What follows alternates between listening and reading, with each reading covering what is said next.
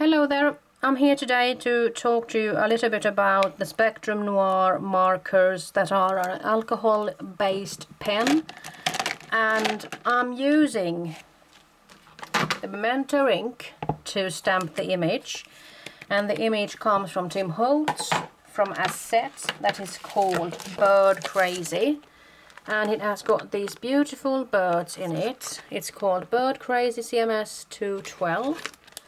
And I'm stamping on a piece of paper that is called color copy. It's a paper with a slick surface so that it makes the marker and the color blend nicely and also work nicely on that surface, and it doesn't bleed. I mean, it goes through, but I haven't destroyed my surface yet, and I still believe that the ink flows really nicely there, and I think this is a really nice paper to work with. Let's see if I can zoom in a little bit closer. And I'll try to calm down now, because this is my second attempt making this video. So I think I'll just start all over and try to make things a little bit slower perhaps, and just to take things easy. I usually start by coloring the beak, but now I can't find the orange colors that I usually go for. So I bet, no, here they are. So usually I go for orange 1 and orange 2. And this beak isn't big, so I can barely put in a line or two, just to have something happening there. And then I'm going to go for the BT2. I mean, this isn't the lightest color, but I still want the bird to have something going on here. So I'm just going to color the bird up. And you know, when it comes to big surfaces like this, I actually usually go for the chisel end of the pen. And when it comes to working on small surfaces, I'm using the ballpoint pen, or the bullet pen, or bullet nib. I think it's a bullet nib, is it? So, and now it's time to go back to get the small surfaces here around the eyes and everything.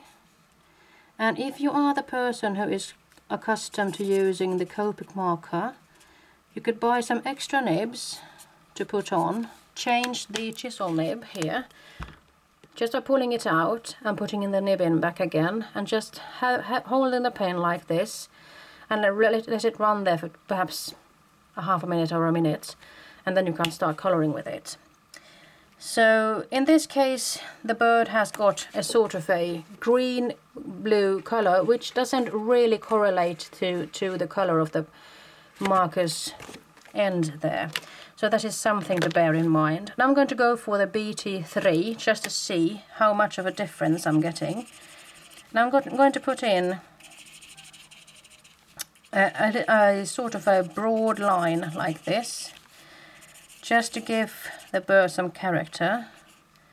And I might actually even go here and here and here, since there are some lines there anyway.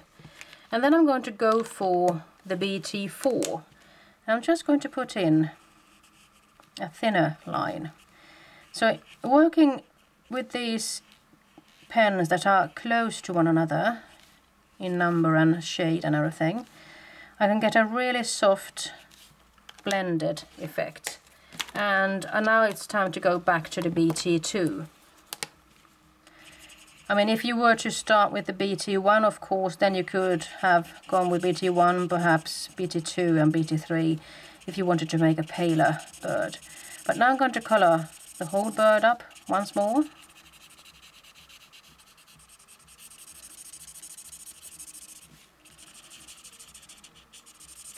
Just to blend those colors in and not leave the bird too pale in the center. Now that the paper has got some kind of a moisture, I could try to incorporate some other color. I could try with a PP1, just to get something else going here. And I'm thinking that I might even dare to go there with the Flesh 1, FS1, just to have something else. And you know, they are sort of blending by themselves. I don't really have to do that much to incorporate them into this image. And I'm going to go for the GB one, just to see what happens. I mean, just by experimenting like this, you could learn new things and just dare to go there. I mean, it's all about pencil and paper, really. I mean, you could just go there just to see what happens. Does it work? Doesn't it work? And if you think that it doesn't work, you could just take another piece of paper and stamp the image once more and start all over again. But in this case I just chose to put the pink on the wing there, and since I have used, I'm not sure which one I used, I'm not going to go for TN1 just to have a little bit of shading here, and then I have some GB1 there just to see. This is a little bit more yellow one, and this works really nicely here, I think. And well, that could basically be it if I wanted to, but I could also try to make it work with the BT5, which is a little bit stronger turquoise color. And I could just put in some highlights just by dotting it like this, but mind you, this is going to be a little bit more difficult to blend. So I do believe that I need to go in with the number 2, BT2, just to see if I can make it work. I mean, and the quicker you go in and blend them, I believe that... Now again. Well, I'm sorry about the light there. I mean, this is giving me a hard time, I must say.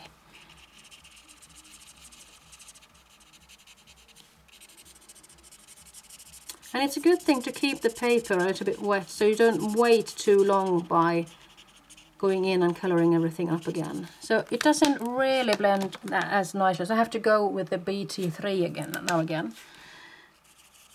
And I'm just going to go around the edges just to soften it up a little bit.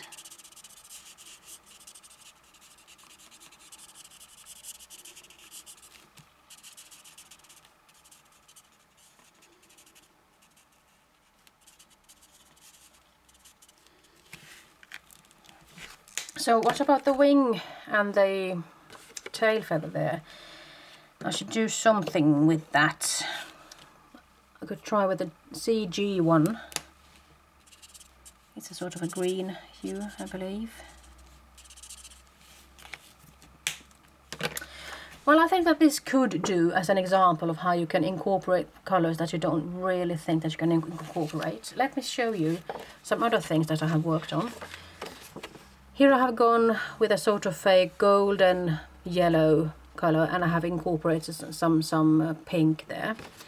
Here I made a grey base and an orange feather part there and the wing, and then I incorporated some light green in it, and I mean, it just works and it smooths in nicely there. And here I've gone with some wilder colors. I have used lots of colors here, blue, greens, perhaps some yellow and everything, pinks and everything. And the same thing goes for this one. I've used quite a lot of colors there. And well, here's another example of what I was going for today. Just using several colors. I'm thinking that perhaps I started off with some yellow, moved on with some orange and greens and pink and grey and blue and everything. I mean, there's a lot of colors there. And I've tried to do the same thing with this one, of course. And here is something else, a little bit of a paler version. And here's my favorite. I do like this character. And let's see, when it comes to using your markers, I would really like to recommend you to print out a chart, a color chart that you can color in with your pens, and print it out on the same kind of paper that you are going to stamp and color on, because then you have a really good reference to go to when it comes to what does this color look like in the chart and everything. And the other thing that I would like to share with you, I mean, it's when it comes to coloring with these things, I mean, since these pens are alcohol based, you can actually color plastic with them. So I have colored some shrink plastic bits with the Tim Holtz stamps, and you can see the bird crazy stamped images there, and there are some other images that I have also stamped and in some cases even colored with those Spectrum Noir pens. And I have also incorporated the shrink plastic bits in an album that I made. Let's see if I can fit this here. This is an album that I'm still working on, so this one isn't ready. This is the first time I have made a cloth-bound album, or a cloth-covered album, I should say. And I've also made an album within the album, I should say, really, because I wanted to try out this sort of hinge binding. I haven't glued anything down. This is a piece of paper. Let's see if I could just show you. I mean, this here, let's see, here, this is a sort of 12 by 6. It could be 12 by 6 inches. And then I could just have scored it in the center. And when I had made the spine for this book, I just put these one after another and just tie the string around every opening of a page like this. And then I did the same thing when I wanted to tie it up with this album here. So I have used lots of turquoise pastel colors, and the idea started with me wanting to use the beautiful papers from Maja Design. It's a Swedish company that makes beautiful papers, and it started off with me wanting to use them and incorporate them in an album. Here's another. And since I didn't have enough of those papers, I decided on combining them with some other papers that I had in my stash. So let's see if I can zoom in a little bit perhaps without losing sight of everything here. So I haven't finished this one yet, I'm still working on it, but I just wanted to show you what I have done so far. And especially today when I have done some shrink plastic stamping. And there are some shrink plastic decorations from Tim Holtz. All of these are from Tim Holtz's stamp collections. And here is something that it's a tag that I have sprayed, and I've also used a stencil with some texture paste just to make something that has to do with journeys and everything. And here's another shrink plastic decoration, Enjoy the Journey. And since this one had a tendency of just sliding through the ropes or the strings, I decided on putting that one there, hoping it would stay a little bit better. And here we come to the first of the Tim Holtz's bird crazy birds. I loved the outcome of them. They are so cute when it comes to shrinking them. I mean, imagine this have gone down to the fourth of the complete size, and I do love these characters actually. Here's another one just peeking there. Hello, here I am. And what I did with these pictures is that I actually took them with color, but then I added on a filter, and a sort of vintagey filter, and I cropped the pictures to be sort of 4 by 4 inches with the white frame and everything. So I made them sort of into Polaroid pictures because I do like that look. And I wanted to go with a vintage theme because these papers are sort of in that direction as well. So here's another one that I have just sprayed with lots of distress inks. And I'm just going to browse through quickly because I haven't finished decorating this. And I did go to a small island just outside Gothenburg. Look at that bike standing there. It's a beautiful picture. And there were lots of bikes on Brännö, which is the island that I went to. And here's another shrink plastic decoration that I have shrunken. I mean, the stamp was rather big from the get-go, and it just shrunk down to the 1/4 of the size. Here I have dry embossed something and highlighted the arrows. And let's see if there's anything else I could showcase to you. I've also stamped a camera blueprint image there because my friend Sarah is taking some pictures there. And let's see what else is there. There was some sheep, and I wanted to remember the now. This is also a stamp from Tim Holtz. And what else? I do believe I had something else. There's that bird again, just peeping through there. And then there is that steampunk man. Because I found a machine that had these beautiful cogs. I love cogwheels. I'm thinking of perhaps having some more cogwheels here later on. And then I took some pictures of some flowers and I got really close into them, and the flowers really get dramatic when you're adding on a filter to them. I mean, they aren't pretty as in real life. And this was a hot day, so I actually had the chance of taking off my foppatofflor, my foppa slippers. And I really enjoyed that day with my friend Sarah on the island of Brännö. So this is what I've been working on this couple of last days. And I'm just giving a shout out about Tim Holtz's bird stamps and the possibility of actually shrinking them down to a small convenient size.